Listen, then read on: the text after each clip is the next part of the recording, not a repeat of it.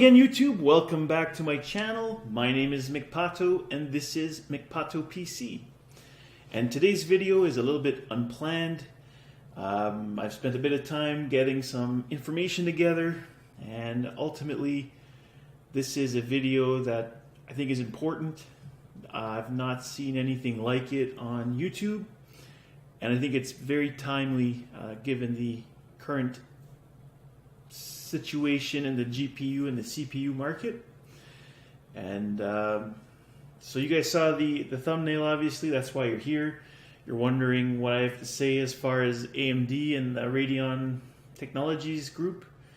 Are they done? Has Nvidia beat them down into a bloody pulp, and now there's only one giant player in the graphics market? Okay, I'm gonna end the suspense right here and tell you that no, I don't think at all that that's what's happening. In fact, I think AMD is in a better position than it's ever been in graphics, as well as their whole organization, CPUs as well as graphics. That includes obviously the APU division. So I haven't rehearsed this. I don't have it scripted.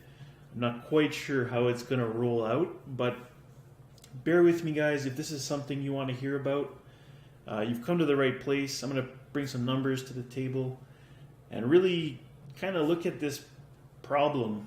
Why are so many tech tubers and tech news outlets saying, you know, it's doom and gloom for AMD, that they've basically failed in some way to deliver the products that the consumers want and to compete with Nvidia. So let's get right in it. Why do I think that's not true? All right. Where to start? Okay, so ultimately, let's look at where is AMD, and then we'll look at it compared to Nvidia. But we can't forget, of course, Intel. And Nvidia and Intel are both in different business lines, but they both compete directly with AMD, which is a unique place for AMD to be and is not enviable at all. So before AMD graphics, there was ATI. I'm sure many of you know about ATI. They were a Canadian GPU manufacturer. They sold their operation to AMD in 2006 for $5.6 billion, I believe. And overall, that was probably a really good move for AMD. It did have its challenges, but I think AMD even back then had a plan for what we know today as APUs.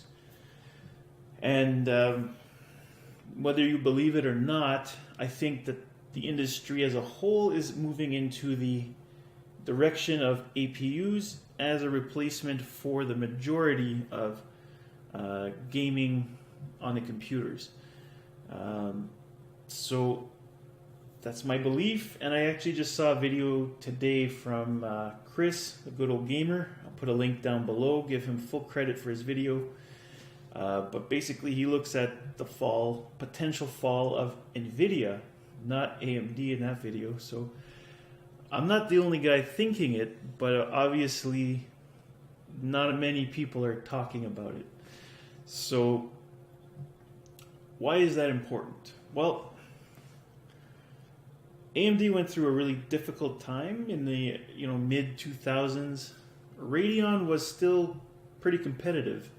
You had some good products. It was back and forth with Nvidia, and in the CPU market they had a couple wins, and then sort of the bulldozer era came in, and it was rough for AMD CPU fans. It was rough, but look at AMD in the CPU market today. Ryzen is nearly as fast for gaming as Intel. They've brought their high-end desktop to the market with Threadripper that has shaken up that marketplace. The whole high-end desktop market is now up to 32 cores, 64 threads, up from, I think, 10 cores with Intel and 20 threads. Might have been 12, I don't remember exactly, but the point is that's changed tremendously, and Threadripper is making a dent already in that market. EPYC is going to pretty much revolutionize the server market. 7 nanometer EPYC is going to really shake things up. And of course on desktop, Ryzen, which we're about to get Ryzen, the 3000 series, which I think personally will beat Intel in every way, in cores, core count, in IPC, in maybe not frequency, but potentially frequency as well. Probably run more power efficient and cooler as well. So AMD's done really well in the CPU market. Let's talk about the GPU market, and I don't get why there's this fallacy and this belief that AMD is behind in graphics. To believe that they're in trouble, you'd have to believe that they're behind, and to believe that they're behind, you'd have to be naive. You'd have to ignore everything that's reality. So what do I mean? I'm going to put a couple charts on the screen here, and these are from Tom's Hardware. So read, my share of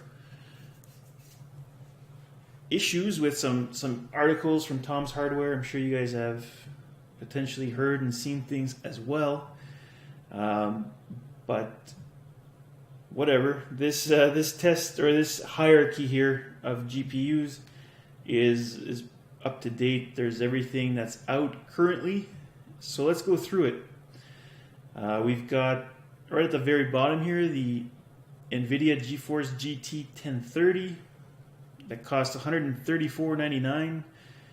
And the nearest competitor from AMD is the RX 550, which has a higher score at 17.9 versus the 13. It's based on Polaris 12. It's got 4 gigabytes of memory as opposed to 2 gigabytes. It's a 50-watt part, so very, very efficient. And it costs $112 compared to $134, according to this, obviously on Amazon. Probably there's some flexibility there for pricing, but so let's say at that level, Radeon beats GeForce GT 1030. All right, cool. Moving along, we got the GTX 1050, and that scored 28.1. That was beat by the Radeon RX 560, which scored 28.6. So very narrow victory. Call it even a tie if you want to. Again, the Radeon has 4 gigs of memory compared to 2. It costs $199 compared to $139, so it is more expensive. So I'd say that the 560 kind of loses out, with the exception of the memory, to the 1050.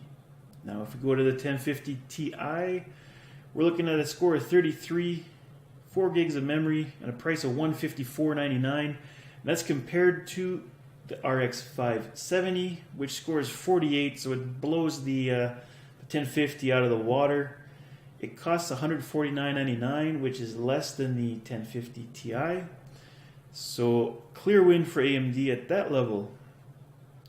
Now as we move up here, we get the next tier up. You'll see what I mean here. But so at this level, we got the GTX 1060 3 gigabyte and the 1060 6 gigabyte, costing $206 and $319 respectively. And that's compared to the Radeon RX 580 8 gigabyte. The 8 gigabyte scores better than both the previously mentioned cards and costs $219. Comes with 8 gigabytes of memory. So again, a clear win for AMD at this level. And these are all kind of entry level. Maybe the 580 would be the beginning of mid-level performance. Then we get the 590, which is a little bit faster than the 580. Same amount of memory, little better score and higher TDP, but the cost, again, according to this, is less than the GTX 1060 6GB. So whether you say that's accurate, I think their price there on the 1060 is a little high because it's maybe end of life or out of supply, but let's say it was the same price. Performance is better on AMD at that level. Then we get the GTX 1660, the GTX 1070, the 1660 Ti, and these are all paired up against the Radeon RX Vega 56.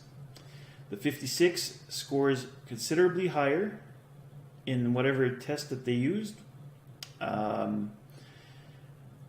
It has 8 gigabytes of HBM2 as opposed to 6 gigabytes of GDDR6.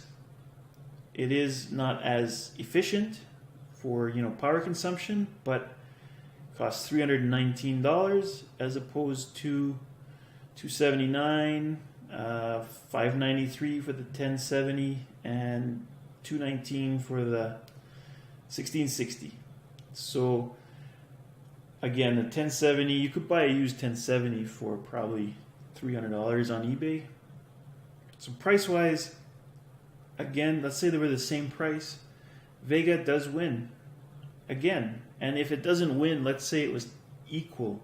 Okay, so far, AMD is toe-to-toe with Nvidia at every level. All right, let's keep going. You're probably thinking, well, at the high level, there's no competition, but I'll show you that there is. There really is competition. So next up, we got the RTX 2060, the GTX 1070 Ti, the GTX 1080. Those three NVIDIA cards are beat by the Vega 64, one card, one SKU. So very, very narrow margin there. So let's call it equal. No problem with that. Again, for the most part, these all have 8 gigabytes of memory with the exception of the 2060, which is an RTX card. Price-wise, they got the Vega here at $499, the 1070 Ti at $597, the GTX at $860, and the 2060 at $359. Let's say that the 260 is the closest competitor of the current gen, but it is considerably slower in this test. But let's say it costs $150 more. Okay, so it is more expensive and it is less power efficient. So okay, that might be a bit of a tougher sell to say that that's an AMD win, but at least it's competitive, albeit a little bit more expensive. You're getting a little bit more memory and a little bit better performance. Next up, we've got the Radeon 7 going up against the GTX 1080 Ti, the Nvidia Titan XP, and the Nvidia GeForce RTX 2080. So here the Vega 7 or the Radeon 7 scored 92.4, and the 2080, which it competes against, scored 96.1. The cost $799 for the RTX 2080, $699 for the Vega 7. So again, I'd say AMD is competitive at this high-end level as well. These are 4K 60 FPS type cards. You might have to go to high settings as opposed to ultra, but at least AMD is there. AMD is a player, is visible in all of these segments. And that leaves basically one card. If you want to count the Titan RTX, two cards that are unanswered, if you will, by AMD, and that's the RTX 2080 Ti and of course the Titan RTX. Titan RTX is $2,500, so that doesn't really count. And the RTX 2080 Ti is $1,429 according to this. So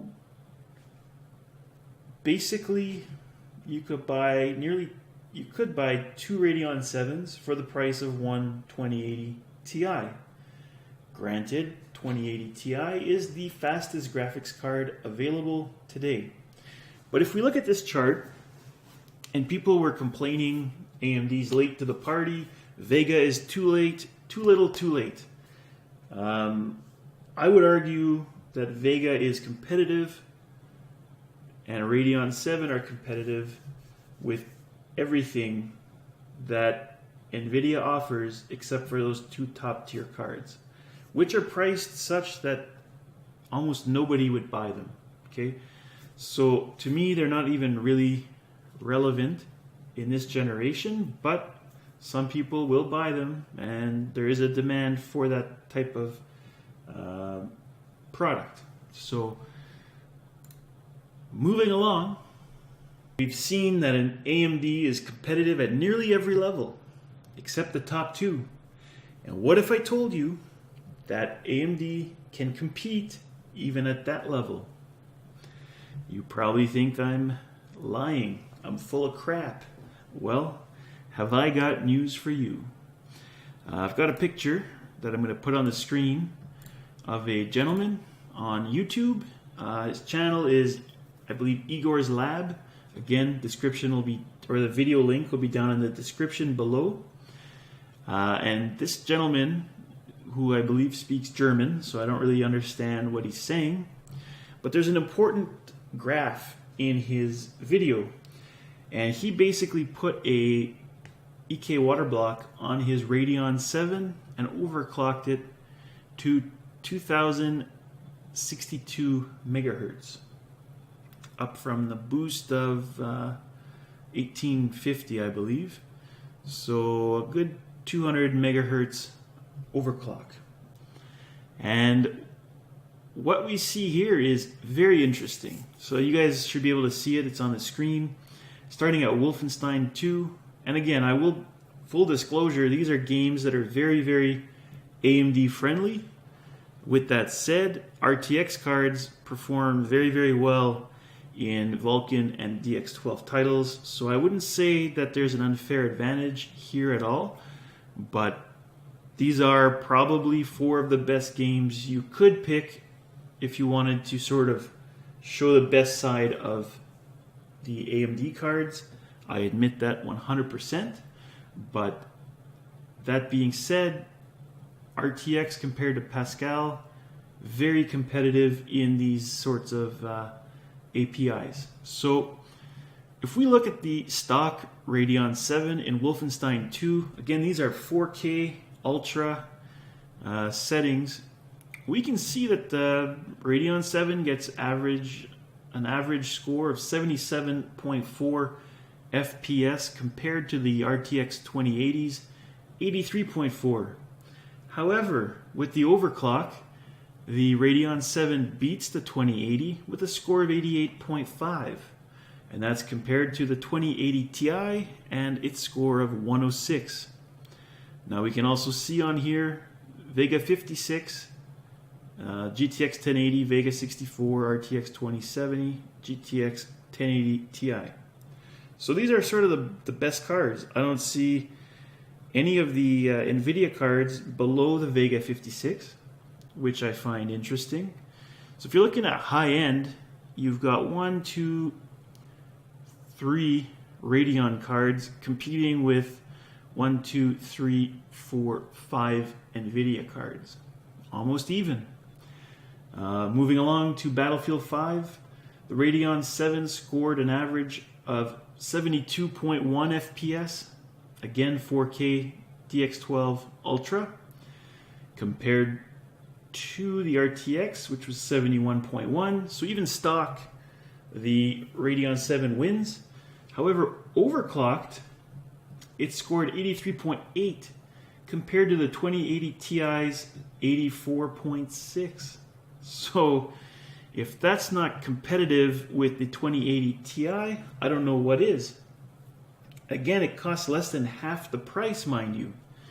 Moving along, Tom Clancy's The Division. Again, DX12, Ultra settings. Radeon 7 scored 57.8, beating out the 2080, which scored 55. Once overclocked, the Radeon 7 beats the 2080 Ti with a score of 66.3 compared to 65.5. Also, the 1% lows are better for the Radeon 7 as well. Moving along to Far Cry 5. At stock settings, Radeon 7 scores 58.4 compared to the 57 from the RTX 2080. Again, a win at stock.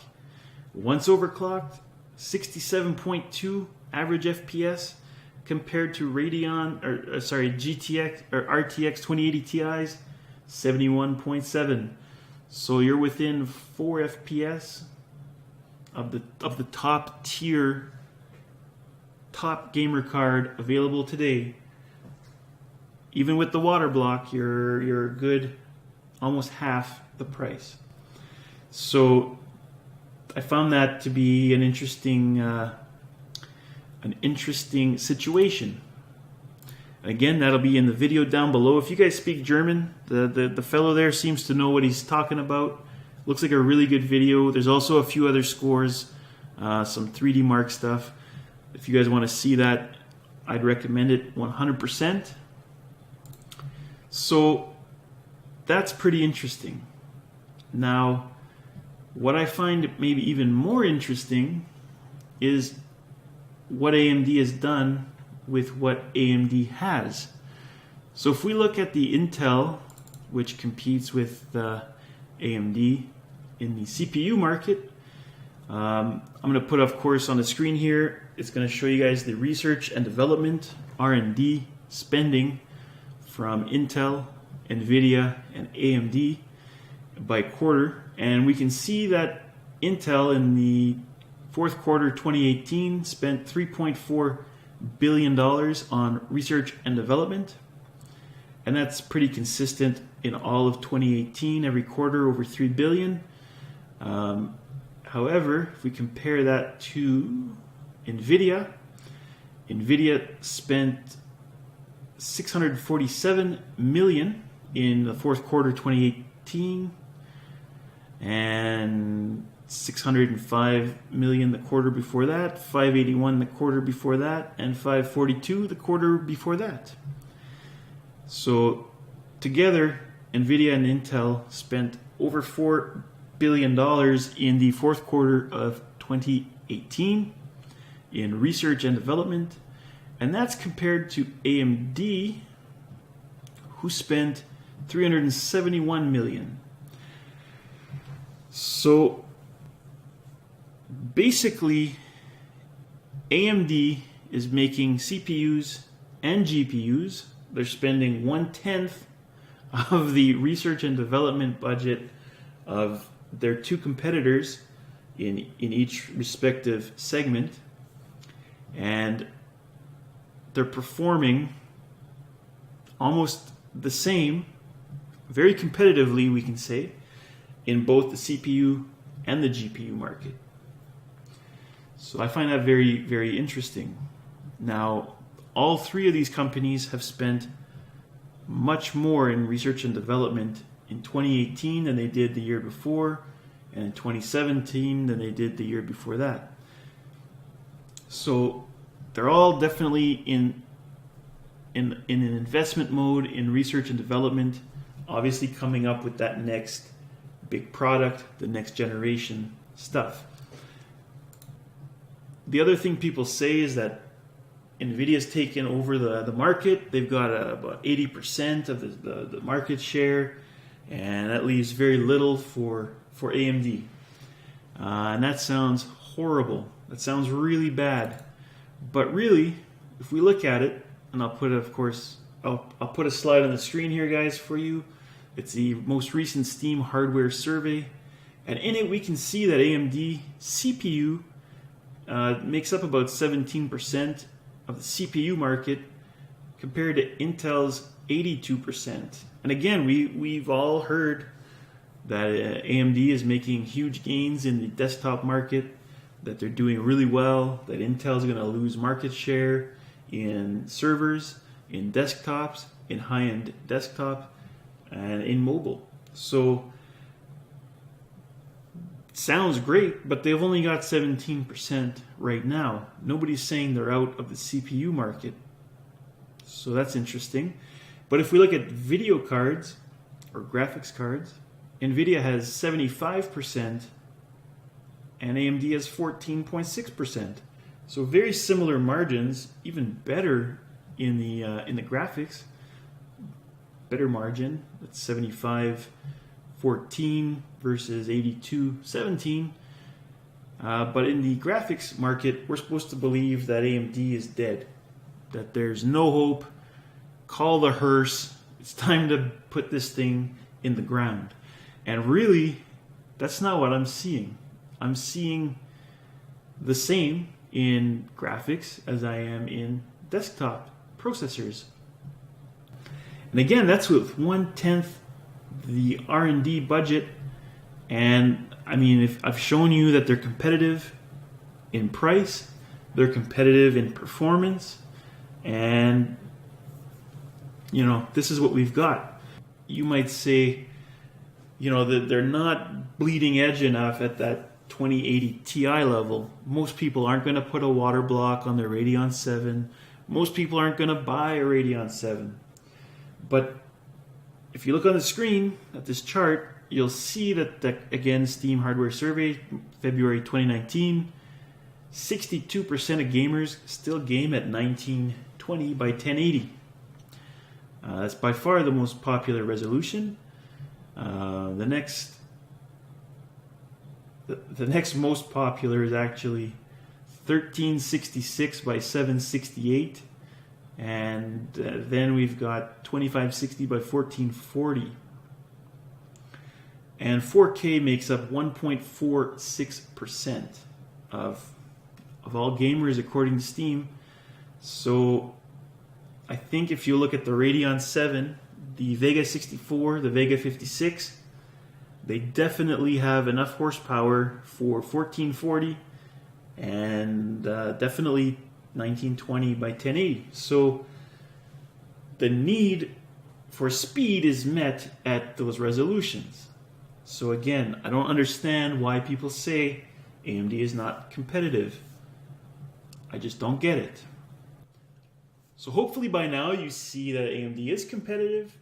You see that the sky is not falling. You see that if you're a gamer and you want to game at 1440, AMD's got a card for you. It's priced competitively.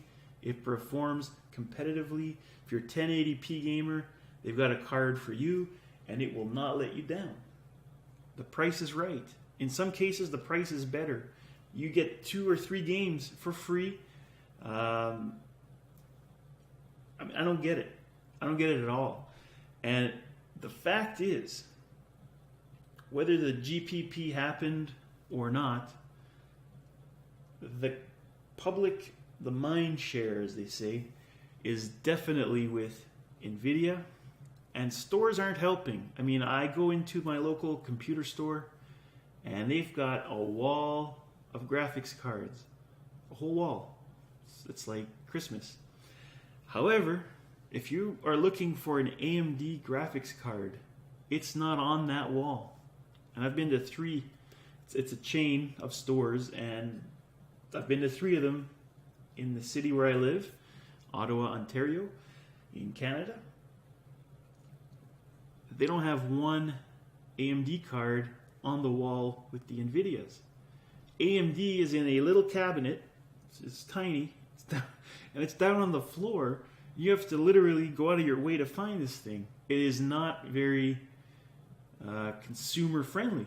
If you're looking as a novice or someone who's not in the know, you wouldn't know that there's even such a product as an AMD graphics card. I think that's part of the problem. These companies promote willingly and unknowingly one product, and the consumer is left to pick from what's on the wall. You know, I go in there, I say, do you have any Vega 64s? Do you have any? Yeah, we've got some. Where are they? I got one in the back, or whatever. Why isn't it on the wall? Why is it in the back? It's crazy to me. Consumers want choice in every segment. If I want a burger, I don't want to know that I can only go to McDonald's or I can only go to Burger King. I like knowing that there's Five Guys, there's Burger King, there's McDonald's, there's A&W, there's all kinds of options, and I make a choice. Okay, the burger over at A&W might cost more, but maybe that's the one I want today. The video card I want might cost more, but maybe I like the drivers. Maybe I like Relive. Maybe I like Radeon Chill. These are things that are better on the AMD side of things. So that's interesting to me. People just have this belief that Nvidia is it. Nvidia is the best. There's nothing else. Forget the rest. So, with that said, that little rant out of the way, I'm going to wrap up the video soon. But before I do, I want to give you guys a few more reasons why I think AMD's in great shape in graphics and why I don't think they're going anywhere. Not in 2019, not in 2020, not anytime soon. And the reasons are a few. So, number one, whether it was ATI or AMD, consoles have been a big part of both these companies. And it's kind of the same company, but you know what I mean. ATI developed graphics for the Wii, for the GameCube, for Xbox 360, and PlayStation 4 and Xbox One. I might have missed one, but I think that's all of them. Nvidia did graphics for the first Xbox, and they're making graphics for the Nintendo Switch, I believe. However, AMD is going to be making the graphics for PlayStation 5 as well as the next gen Xbox.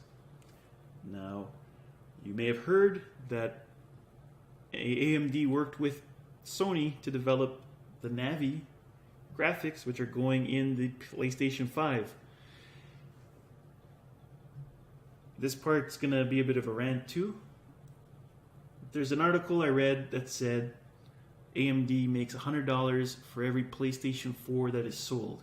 Keep in mind these are system on chips, so it's your CPU and your GPU, one chip, powering PlayStation 4. It's the same or similar for Xbox One, but they don't talk about the margins for the Xbox One. So let's say that's true. AMD makes $100. They have their research and development costs, they have production, and they have distribution. So let's say they keep $30 of that 100 for every PlayStation. There's going to be links down below to these articles as well. There's been 92 million PlayStation 4s sold to date. That's the most recent number I could find. So if you assign a value of $30 times 92 million, you come up with a figure around $2.76 billion in profit. The Xbox One has sold 40 million consoles, and I think it's reasonable that they would make a similar margin on that. And that would be about another 1.5 billion, I think. So together you'd be looking at around $4 billion spread out over 5 years. It's not a bad income. And that's consistent income, okay? People are going to buy consoles. And if you look at it from the perspective of free or sponsored research and development, Navi is going to be presumably really good. And if it's a system on chip, that's pretty good too, because that means that APUs on the desktop side of things are going to be powerful. you're going to have Navi graphics on an APU. I mean, you're probably going to have RX 590, between an RX 590 and a Vega 56 on like a $200 CPU or APU. So that's good for the consumer. That totally blows out the 1660, the GTX 1060, the GT 1030, the 1050, 1050 Ti. All those cards, they're irrelevant. So that's good for the consumer. And then you look at Navi dedicated graphics, you're probably going to get something entry level there. That's probably going to fall between a Vega 56 and a Vega 64. And the one above that's probably going to be between a Vega 64 and a Radeon 7. We already know that we're getting probably 2 of those in 2019. And then the big guy, the big Navi, is supposed to come out in 2020. 2020, incidentally, is the same year we're going to get our graphics from Intel. First dedicated graphics from them in a very long time. Probably, maybe forever, but I think they had something in the past. So why would AMD be the first guy out of the gate with next-gen stuff, flagship part, when Nvidia hasn't even mentioned 7 nanometer, and we don't know what Intel is going to bring? Intel again has about 10 times the R&D budget. They have Raja Kaduri on, heading their graphics development. Raja worked on Navi. He's got 10 times the budget. So I think probably Intel's going to have something pretty solid. Maybe it gets delayed, late 2020, 2021, I don't know. But regardless, you've got to be reasonable. AMD isn't stupid. They're going to come out with something this year, Navi based, that's going to make RX 590, RX 580, RX 570, RX 560, Vega 56 irrelevant. They're going to be gone. And they're going to cost less. I mean, it's good for the consumer. It's simple. There's not 32 cards to pick from that do the same thing. There's 3 probably. Radeon 7, 2 Navi cards. And then 2020, Radeon 7 is replaced with the new flagship, 7 nanometer graphics. So I think AMD's got a great plan. I think AMD is playing things very smart. We look at Nvidia, and this video is very long, I know, I apologize. Hopefully you found some value in what I'm saying, but Nvidia came out this generation with the same performance as the previous generation, with the exception of the 2080 Ti. That's not revolutionary, okay? The 2080 is a 1080 Ti, the 2070 is a 1080, the 2060 is a 1070 Ti. I mean, there's no real performance increase. There's RTX and there's DLSS. And now we hear that RTX is coming to all Pascal cards. And let's stick a $200 price tag increase on each of these cards too. I mean, nobody's really pissed off at Nvidia. I mean, people were upset at the beginning, but now it's AMD's dying. AMD is game over. The sky is falling. It's not falling. The grass is green. The sun is shining on AMD. And if you guys don't believe me, just have a look at the future. Obviously, you don't have a crystal ball, I know, but just watch it. Watch it. Dr. Lisa Su said it takes, years, maybe 5 years before consumers see a product to develop it, to research it, to come up with the technology, the fabrication, and you don't know if it's going to be a hit in 5 years when you start, but you have to always try. And finally, the future, again, video from Chris at Good Old Gamer. Good watch if you guys are interested in that sort of thing. Down below in the description, you'll find a link. Definitely watch it. Support his channel if you guys want to learn more about that. But anyway, APUs are the future of gaming. And he goes into much more detail than I can at this time because this video is very long. But APUs, AMD can make them, Intel can make them, Nvidia can't make them. So who's at a disadvantage now? All right, guys, check that out if you're interested. It's a good watch, and it seems very plausible, very reasonable. Not this generation, but probably Zen 3. You know, whenever that is, 2021, presumably, maybe a little bit later. You're going to start seeing some very powerful APUs that are going to really, I would guess, compete with a Vega 64 of today. Again, probably for $200 on a chip. Chris talks about it. Probably even put your HBM right on the package. Remove the bottleneck for memory. And just be amazing, honestly. And it sounds really good for gamers. There's a lot of upside, but it sounds bad for Nvidia. Now they're going to diversify. They're going to go into server markets, and they're going to go into AI, and they're going to go into all that other stuff. And what happens to their graphics division, I don't know. But what I do know is AMD will be a player in the future of PC graphics. Alright guys, thanks for tuning in. My name again is McPato. If you like this video, hit the like button. Definitely subscribe for more content like this and other content. And leave a comment down below. Let me know what you think. AMD, Nvidia, future, APUs, whatever. Leave it down below. Hope to hear from you guys. Thanks again. Bye-bye.